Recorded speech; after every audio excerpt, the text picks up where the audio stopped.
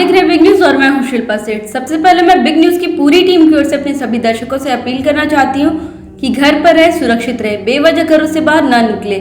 साथ ही corona guideline 2 गज की दूरी, मास्क की जरूरी का पालन अवश्य करें। सरायकेला जिले के राजनगर से नाबालिग के साथ दुष्कर्म की घटना आई प्रकाश में।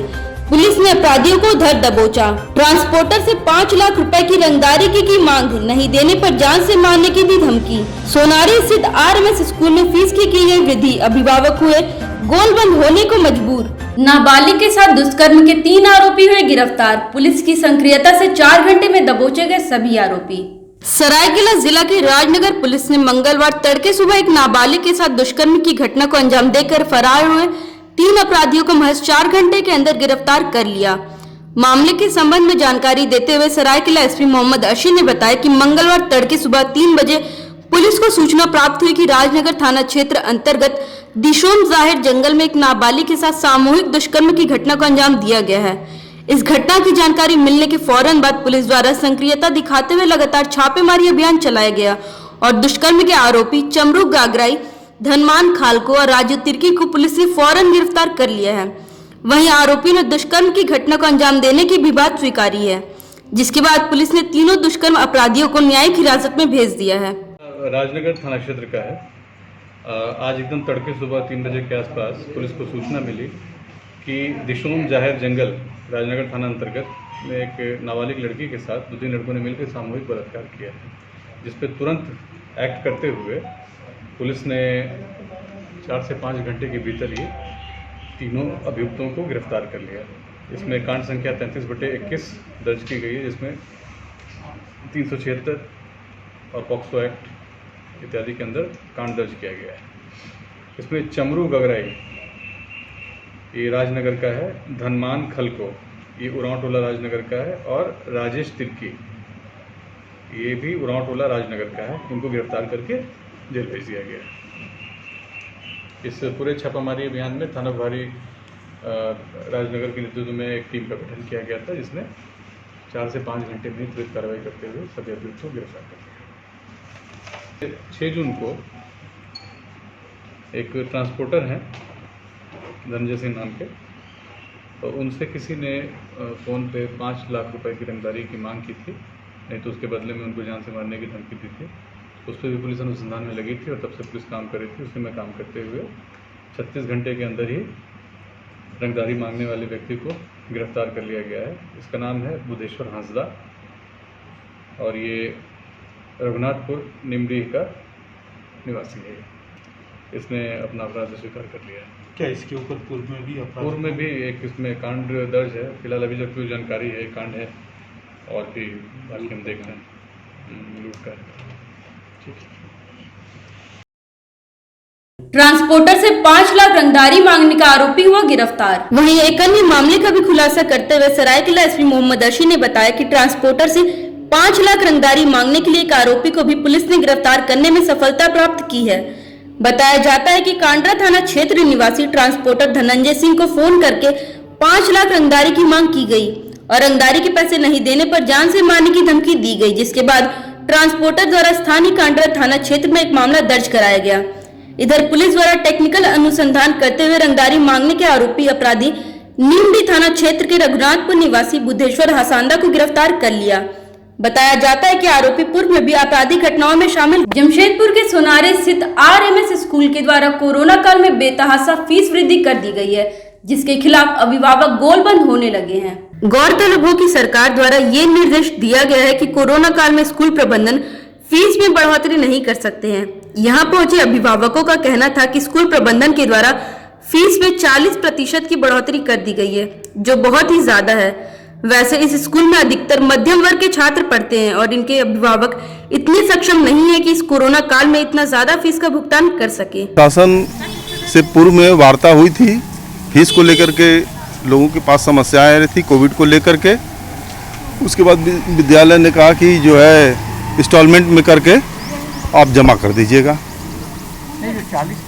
नहीं 40% की वृद्धि की जहाँ तक बात है, इसकी शिकायत जा करके लोगों ने जो है विभाग के द्वारा किया गया था, विभाग के पास किया गया था। विभाग ने अपना एक पत्र सर्कुलर जारी कर विद्यालय को निर्देश दिया कि आप जो है नियम पूर्वक काम कीजिए और किसी प्रकार की फीस की वृद्धि नहीं होनी चाहिए लॉकडाउन की अवस्था में। और जब तक कोविड है तब तक कोई किसी प्रकार की कोई फीस वृद्धि नहीं होनी चाहिए। हाँ, अभी हम लोग गए विभाग से, जो विद्यालय से प्रबंधन से बात की थी। बातचीत के क्रम में उन्होंने कहा कि आपके विभाग से जो भी पत्र आया था उसका जवाब मैं दे चुका हूँ, आप फिर जो है विभाग से बात कीजिए।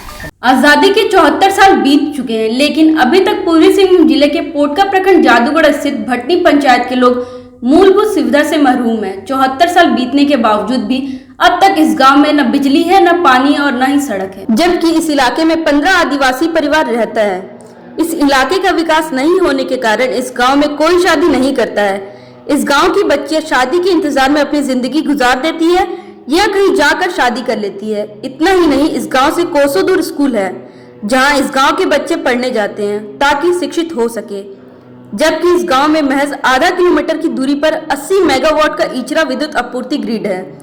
अगर स्थानीय प्रशासन चाहे तो इस ग्रिड से लोगों को बिजली मिल सकती है, लेकिन इस इलाके के विधायक सिर्फ वोट लेते हैं, सांसद सिर्फ वोट के समय पहुंचते हैं और यहाँ की भोली भाली जनता झांसे में आकर अपना बहुमूल्य वोट इनकी झोली में डाल देती है। लेकिन आज भी अंधेरे में जीने को विवश है।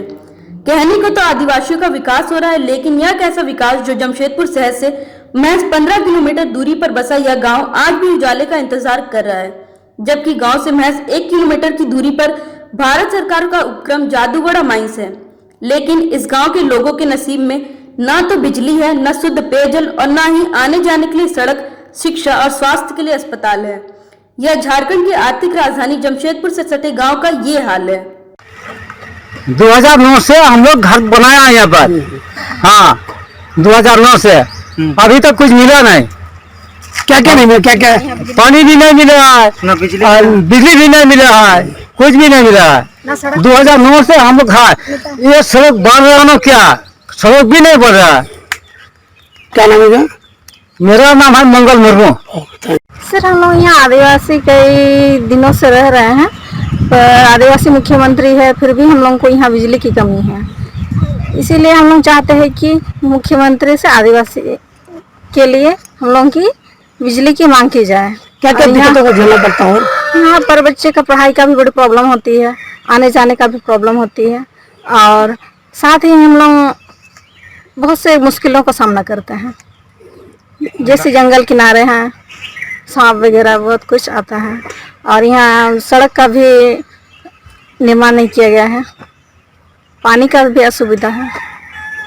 क्या नाम है? सरस्वती मुर्मू। लॉकडाउन के कारण देश के सभी स्कूल ऑनलाइन चल रहे हैं, वहीं इस कड़ी में शहर के एक निजी स्कूल ने ऑनलाइन की परिभाषा ही बदल दी। परीक्षा तो व्हाट्सएप के माध्यम से ही ली, लेकिन कॉपी घर भिजवा दिया। सभी विद्यार्थियों के घर कॉपी भेजकर परीक्षा ली और व्हाट्सएप के माध्यम से अपने तक मंगवा लिया।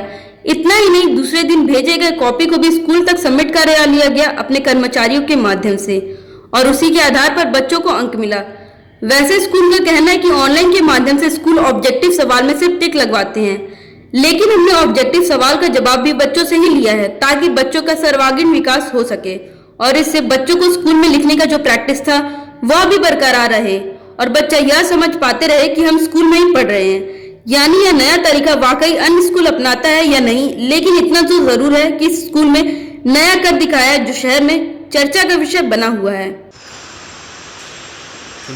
मैं पंकज शर्मा इसी स्कूल से पढ़ा लिखा हूँ और आज की डेट में अपनी खुद की इवेंट कंपनी चला रहा हूँ, और इस स्कूल की एक खासियत बताना चाहता हूँ। विश्व में जितने देश है वहाँ पे हर जगह आप गोविंद विद्यालय के एक छात्र को तो कम से कम पा ही जाएंगे, और जितनी भी नौकरियाँ हैं दुनिया में, हर एक नौकरियाँ करते हुए आपको गोविंद विद्यालय का कोई ना कोई छात्र मिल जाएगा। आज के डेट में प्रदेश के युवा कांग्रेस के नेता भी गोविंद विद्यालय के हैं, जितने भी डॉक्टर हैं, जितने भी इंजीनियर हैं, गोविंद विद्यालय किसी भी जगह में स्टूडेंट प्रोड्यूस करने में पीछे नहीं रहा है। और यहाँ की जो मैनेजमेंट है, मैनेजमेंट आपको और बच्चों को, बच्चे शिक्षक जिनको भी है, सबको सहयोग इतना ज़्यादा करती है कि बच्चे जब तक अपने लक्ष्य तक नहीं पहुँचे, मैनेजमेंट उनके साथ खड़े रहती है और उनको प्रोत्साहन देते रहती है। धन्यवाद। प्रखंड के हल्दीपोखर पश्चिमी पंचायत में सीओ सह प्रभारी बीडीओ इम्तियाज अहमद ने कोरोना वैक्सीन के प्रति लोगों को जागरूक किया। कहा, वैक्सीन लोगों का बचाव है। हल्दीपोखर पश्चिमी पंचायत मुखिया सैयद जबीउल्लाह, प्रखंड शिक्षा पदाधिकारी अनीता सिन्हा, समाज सेवी अनवर अली समेत कई मुख्य लोग इस बैठक में उपस्थित रहे। लोगों को कोरोना वैक्सीन के प्रति जागरूक किया गया। साथ साथ किसी प्रकार की अफवाह पर ध्यान नहीं देने की बात भी की गई और कोरोना का वैक्सीन अवश्य ले और सुरक्षित रहे, तभी जाकर कोरोना मुक्त देश बनेगा। वहीं इस संबंध में सीओ सह प्रभारी बीडीओ इम्तियाज अहमद ने कहा कि किसी प्रकार के अफवाह पर ध्यान नहीं दें और कोरोना के टीका अवश्य लगाएं और सुरक्षित रहे। अब तक 13,000 लोगों ने कोरोना का टीका प्रखंड में लगवा चुका है। चाहिए किस तरह के जागरूक आप फैलाएं? जागरूकता फैलाने में तो मैं पंचायतवार हर जगह बैठक कर रहा हूँ। जैसे कल शाम को पूर्वी में किया, अभी पश्चिमी में किया। यहाँ पे कल टीकाकरण होने वाला है और जिस तरह से मैं जागरूकता फैला रहा हूँ, लोग जिस तरह से समर्थन दे रहे हैं, इससे लग रहा है कि मैं टीकाकरण में बहुत जल्द ही सफल हो जाऊँगा और लोगों में रुचि आ रही है। कुछ अफवाहें थी बाजार में कि ऐसा होता है वैसा होता है, लेकिन लोगों को समझाने पर ये भी हमें भी समझ में आ रही है कि लोगों को समझाने की आवश्यकता है और लोग समझाने पर समझ रहे हैं और टीकाकरण के अंदर आ रहे हैं और टीका ले रहे हैं। अब तक कितना टीका हो चुकी है प्रखंड में? अब तक 13,000 पार हो चुका है हमारे प्रखंड में टीका। ठीक है। इतना ही, मिलता है अगले अंक में। बिग न्यूज की पूरी टीम को दीजिए इजाजत। नमस्कार। झारखंड के ताजा खबरों से जुड़े रहने के लिए बिग न्यूज के चैनल को लाइक, शेयर व सब्सक्राइब करना ना भूलें।